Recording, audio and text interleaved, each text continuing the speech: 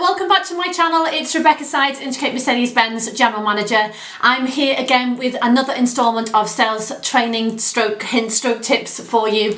Of course, I can still do car content. I just really have a huge passion for sales, and I wanted to go over some sales things with you today. Okay, so what have we already gone over? We have already gone over in two of my previous videos, which I'll try and link. I have got no clue how to do this. I will try and link it here or here. We've gone over customers' whys, understanding features and benefits and associating those features and benefits to the customer.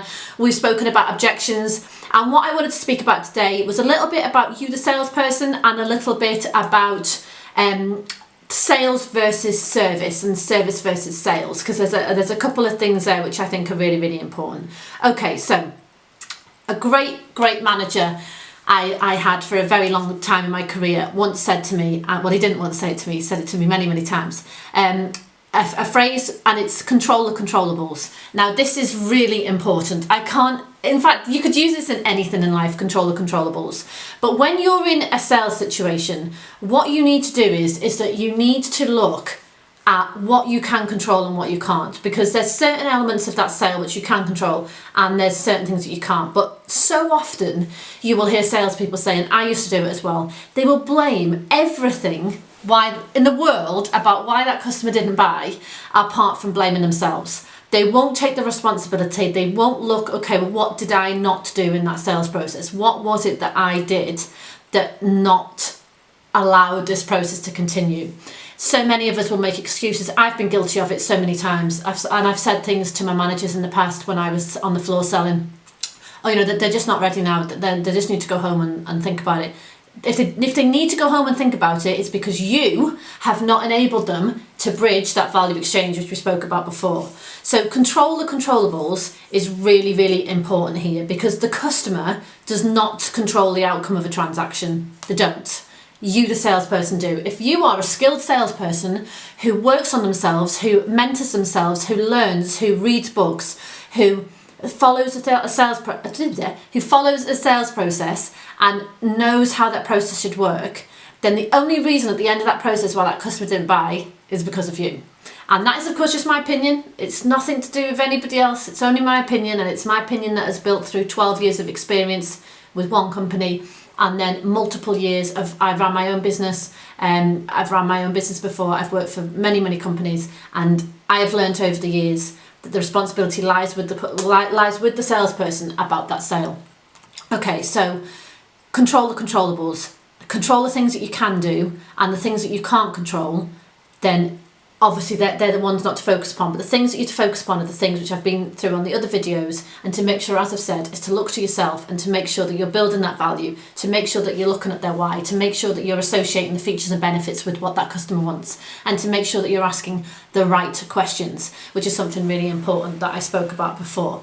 Okay, so service versus sales. I don't mean departments there, by the way. I mean the service that is within a sale. The thing with service is it has to be genuine. So, for example, if you're selling something to a customer, and if you say that, I don't know, you'll bring the product to them, or that if you're interested in their family, or you're asking questions about them, it's really important that those questions and those things that you do are genuine, because if they're not genuine, customers will see through it. For example, say you agree to bring a customer a product to their house and you're late for that appointment.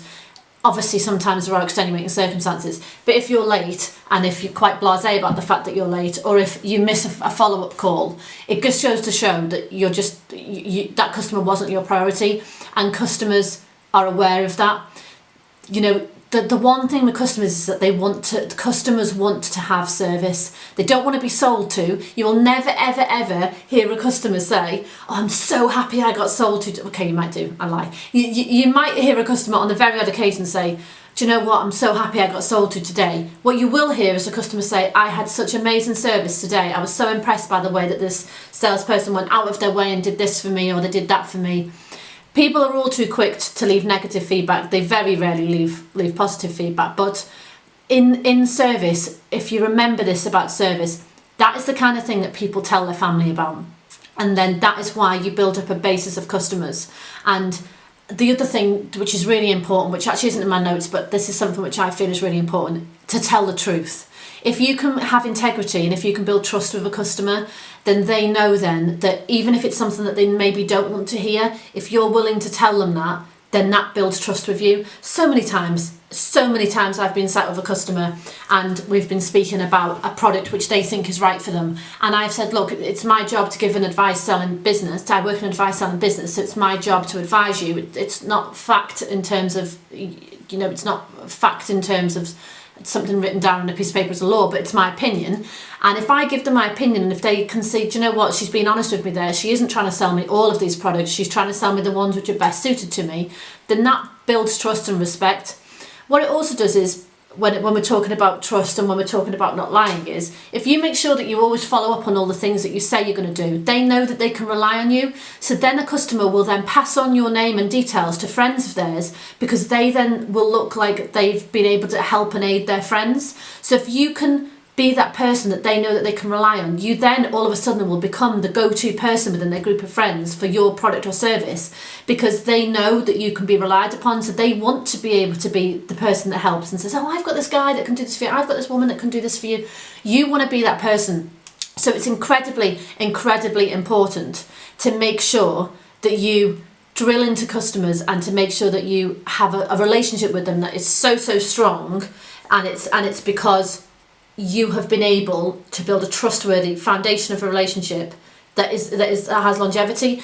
The other thing is, I've got customers who have literally, they're friends, who've become friends over the years, and that's because I do care about them. I do care about their families. I genuinely do care when they come into the showroom, or when they phone me up and they say, oh, we're having another baby, or we're getting married, or X, Y and Z, so-and-so's going to school, or they're starting school.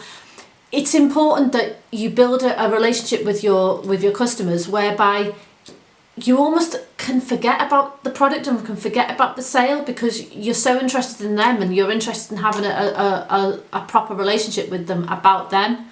That's something which I would say is really important. Okay, I was going to go on to, in fact no, I am. I wasn't going to talk about this now, but I am.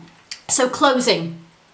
Closing is so important in the sales process. So many people in the sales process who I know are afraid to ask for business. So it gets to the end of the process and they actually do not ask. And when I say ask, I don't mean to say, excuse me, please can I have your business. That there's ways and means around this. But so many salespeople fear this part. They fear the actual crunch of, oh my God, we're coming to the point now where the customer needs to make a decision.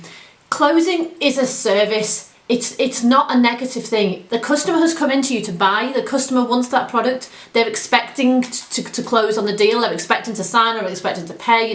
That's what they're expecting to do. It's literally the most rewarding part of the sale for both the salesperson and the customer. And so many of us are scared of it. I have salespeople sometimes who they're actually nervous in this situation. And the reason why that could be is, I don't know, maybe fear of rejection. Maybe lack of tools, maybe they don't have the right closing skills, maybe they're scared that they're being pushy, maybe they feel like sales should be simple and it should just happen. Maybe they're misinformed about the fact that it is a process and it does require work, and that you do have to learn how to be a good salesperson. Or maybe it's because they're doing outdated techniques. Maybe it's a different world nowadays from when I started selling years ago. It's totally different. I have to learn and adapt all of the time. It's really important that I manage those different new skills. A customer that you would sell to face to face is a different sale over the phone, or it's a different sale over Instagram, or it's a different sale over, people do buy off LinkedIn. It's a different sale. My WhatsApp, I remember when I first started in sales, WhatsApp was just not a thing. I conclude so much business now over WhatsApp. Some people just don't like speaking. Have you ever had that customer who you'll phone and they will not answer the phone, but then you send them a WhatsApp and they reply? Some people are are phone-based people, some people are Instagram-based business-based people. You may even find that person who won't answer on WhatsApp, won't answer on phone call, but then you see that they're constantly posting on Instagram, and you're like, so you are still alive then, why would you pick up the phone to me? You send them a quick DM and they respond. People just have different kinds of communication now. But it's really important when you're closing to remember this, and it's really important to ask for the customer's business. This is the best part of the sale, and people should be really excited about this part. There's loads of tips I can give on that, and there's loads of different techniques that I can go over. For now, I'm not going to. I'm only just going to touch upon that. But what I am going to say is that don't be scared of closing. Don't be scared of asking for somebody's business. Don't be scared to say, you know, are we in a position now where you feel that you've got all the information? And what I'd also say in that point is, you know, sit back. You know, it's body language plays so much. This is, of course, when you're face to face with the customer. Body language is so important when you're selling.